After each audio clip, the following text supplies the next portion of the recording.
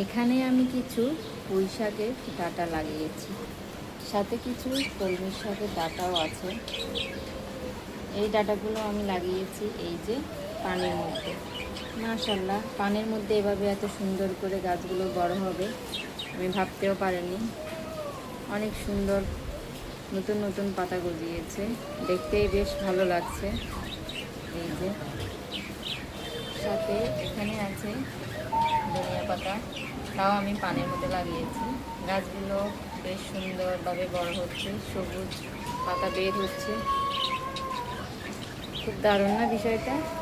আমার কাছে তো বিষয়টা অনেক ভালো লাগছে, উপভোগ করছি আমি নিজের হাতে। পানির মধ্যে কি সুন্দর পুঁই শাকের গাছ লাগিয়েছি, তাও আবার সুন্দর করে হচ্ছে। কিছুদিনের মধ্যেই আশা করি আরও অনেক ডালপালা বের হবে। বাইরে বৃষ্টি হচ্ছে, টিপটিপ বৃষ্টি, তার মধ্যে দাঁড়িয়ে আমি বারান্দায় ভিডিওটা করছি। পরিবেশটা অন্যরকম সুন্দর লাগছে।